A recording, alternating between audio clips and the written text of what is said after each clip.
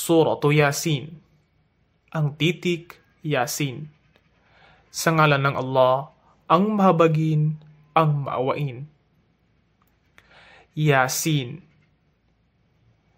Isinusumpa ko sa Quran ang tigib ng karunungan. Katotohanan, ikaw o Muhammad ay kabilang sa mga sugo. Sa isang matuwid na landas. Ito ay kapahayagan ng ganap na makapangyarihan ang maawain. Upang iyong bigyang babala ang isang mamamayan na ang kanilang mga ninuno ay hindi napaalalahanan noon, kaya sila ay hindi nakababatid. Katiyakan, ang salita o takda ay naipatupad na sa karamihan sa kanila, kaya sila ay hindi maniniwala. Katotohanan, kami ay naglagay sa kanilang mga leeg ng mga panakal na abot sa kanilang mga baba, kaya ang kanilang mga ulo ay nanatiling nakataas. At kami ay naglagay mula sa kanilang harapan ng isang harang at mula sa kanilang likuran ng isang harang, at sila ay aming tinakpan upang sila ay hindi makakita. At walang kaibahan sa kanila kung sila man ay iyong paalalahanan o sila ay hindi mo paalalahanan, sila ay hindi rin maniniwala. Mapaalalahanan mo lamang ang isa na sumusunod sa mensahe ng Quran at kinatatakutan ang mahabagin Allah ng lihim o di nakikita. Kaya ibigay mo sa kanya ang magandang balita ng kapatawaran at marangal na gantimpala. Katotohanan, kami ang nagbibigay ng buhay sa mga patay at aming itinatala ang anumang kanilang ginawa at ang anumang kanilang mga iniwan, at ang lahat ng bagay ay aming itinala sa malinaw na aklat. At maglahad para sa kanila ng isang paghahalintulad ang kasaysayan ng mga mamamayan ng bayan nang dumating sa kanila ang mga sugo.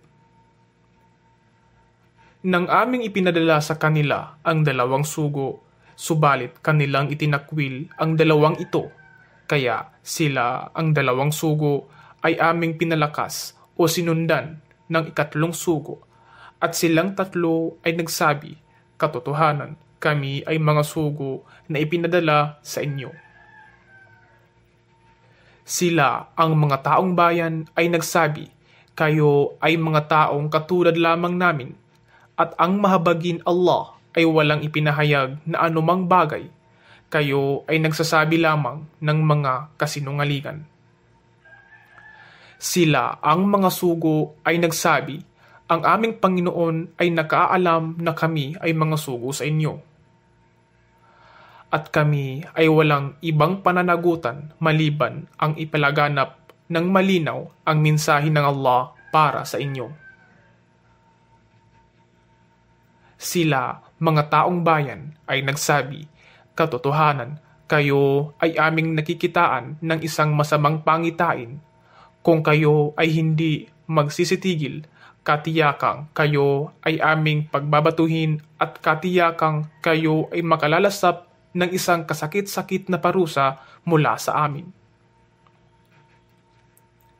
Sila, ang mga sugo, ay nagsabi, ang inyong masamang pangitain ay nasa sa inyong mga sarili. Ito bang banta laban sa amin ay sa dahilang kayo ay pinapaalalahanan, ngunit kayo ay mga taong mapagmalabis. At dumating mula sa malayong puok ng bayan ang isang lalaking humahangos sa pagtakbo patungo sa kanila. Siya ay nagsabi, o aking mga mamamayan, sumunod kayo sa mga sugo. Sumunod kayo sa sinuman sa kanila na hindi humihingi sa inyo ng kabayaran, at sila ay matuwid na napatnubayan. At bakit hindi ako sasamba sa kanya na siyang lumikha sa akin at sa kanya kayo ay tiyak na ibabalik? Dapat ba akong kumuha o magturing bukod sa Kanya ng huwad na Diyos, samantalang kung ang mahabagin Allah ay maghangad para sa akin ng kapahamakan, ang kanilang pamamagitan ay hindi makatutulong sa akin kahit ano paman, at hindi nila magagawang ako ay mailigtas? Katotohanan, ako, kung mangyari nga ang gayon, ay nasa hayag na kamalian. Katotohanan, ako ay naniwala sa inyong Panginoon, kaya kayo ay makinig sa akin. Ito ang sinabi sa kanya, ikaw ay pumasok sa paraiso. Siya ay nagsabi, sana ito ay nababatid ng aking mga mamamayan. Kung paano ako napatawad ng aking Panginoon at ako ay inilagay sa hanay ng mga pinarangalan. At kami ay hindi na nagpababa para sa kanyang mga mamamayan pagkaraan niya ng alinmang kawal o alagad mula sa kalangitan, at hindi rin namin kailangan pang gawin ito. Ngunit sapat na para sa kanila ang isang asayha, at kapag daka, sila ay nangapuksa at nangamatay. Sadyang nakapanlulumo sa mga alipin tao na walang sino mang sugo ang dumating sa kanila maliban na sila ay kanilang laging kinukutya. Hindi ba nila isinaalang-alang kung ilang henerasyon na ang aming winasak na nauna sa kanila, sila ay hindi na muling magbabalik sa kanila? At katotohanan, silang lahat ay dadalhin upang humarap sa amin para sa paghuhukom. At bilang aya, palatandaan para sa kanila ay ang tigang na lupa. Ito ay aming binigyan ng buhay at kami ay nagpatubo mula rito ng mga butil, at mula rito sa inaning butil sila ay nagsisikain. At kami ay naglagay doon sa kalupaan ng mga hardin ng palmera, ng datiles at mga ubasan, at aming pinangyaring bumuluwak mula rito ang mga bukal ng tubig, upang sila ay magsikain mula sa mga hardin na kanyang ipinagkaloob na mga prutas, at hindi ang kanilang mga kamay ang nagpatubo nito, kaya sila ba kung gayon ay hindi magpapasalamat? Luwalhati sa kanya na siyang lumikha sa lahat ng magkakapares, mula sa anumang tumutubo sa kalupaan at mula sa kanilang mga sarili at mula sa alinmang hindi nila nalalaman. At bilang aya, palatandaan para sa kanila ay ang gabi. Aming pinapawi, kinukubli mula sa kanya sa gabi ang liwanag ng araw, kaya sila ay naiiwan sa kadiliman. At ang araw ay umiinog sa sariling ligiran nito tungo sa takdang pagtigil nito. Iyan ang takdang panukat ng ganap na makapangyarihan, ang maalam. At ang buwan, aming itinakda para sa kanya sa buwan ang mga iba't ibang pagbabagong hugis, hanggang ito ay makabalik lumitaw tulad ng natuyot na tangkay ng puno ng datiles.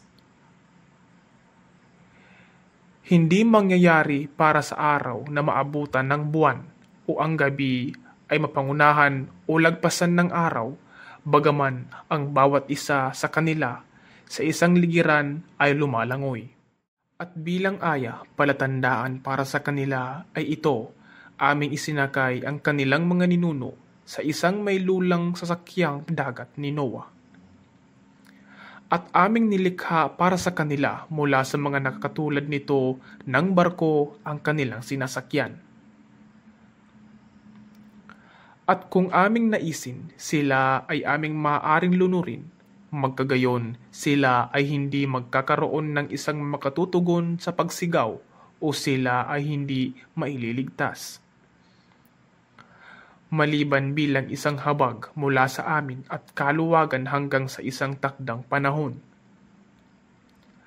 At kapag ito ay sabihin sa kanila, pangambahan ninyo ang anumang nasa inyong harapan, parusa sa kabilang buhay, at ang anumang nasa inyong likuran, parusa sa mundong ito, upang sakali kayo ay tumanggap ng habag.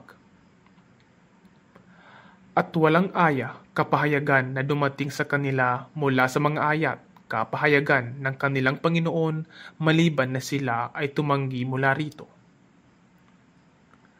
At kapag ito ay sabihin sa kanila, gumugol kayo mula sa anumang panustos na ipinagkaloob ng Allah sa inyo.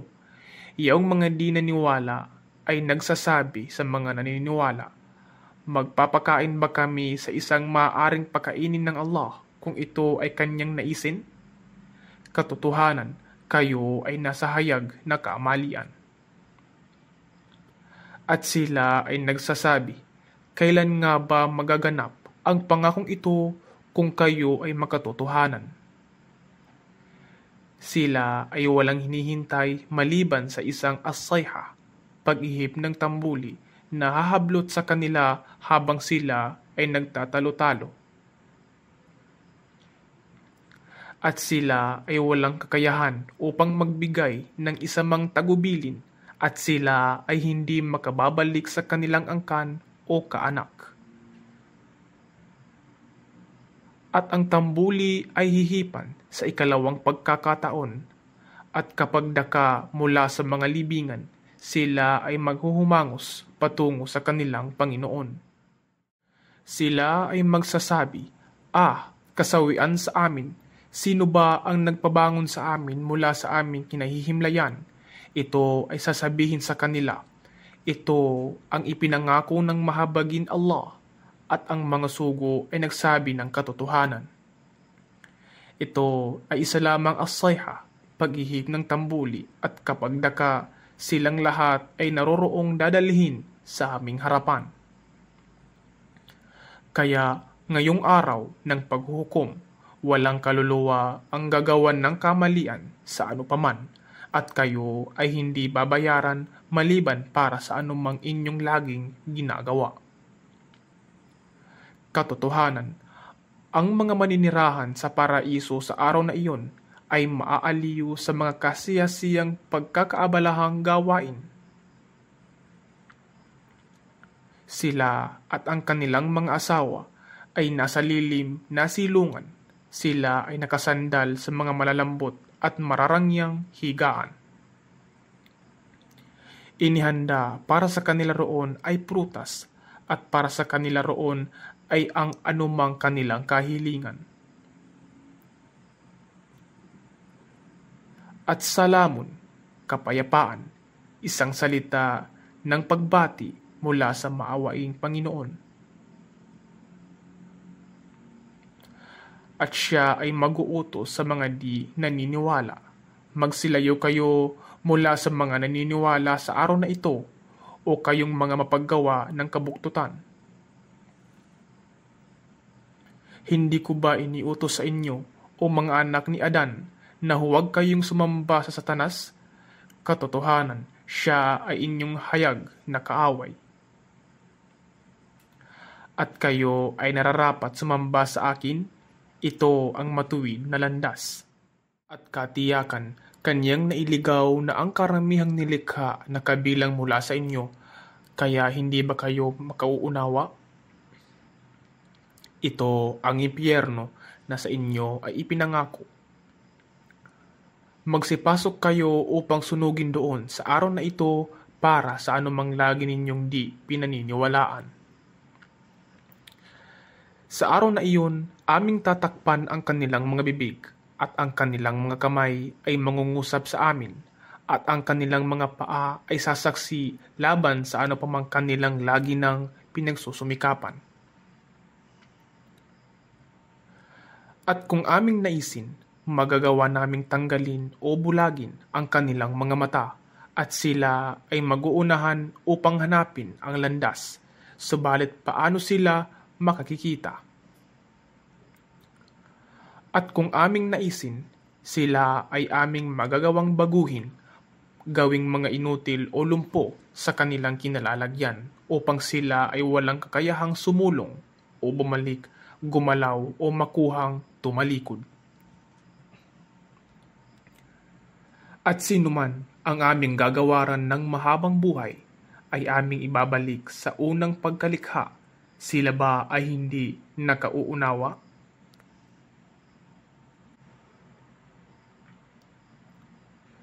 At siya, si Muhammad, ay hindi namin tinuruan ng tula, at ito ay hindi nababagay sa kanya.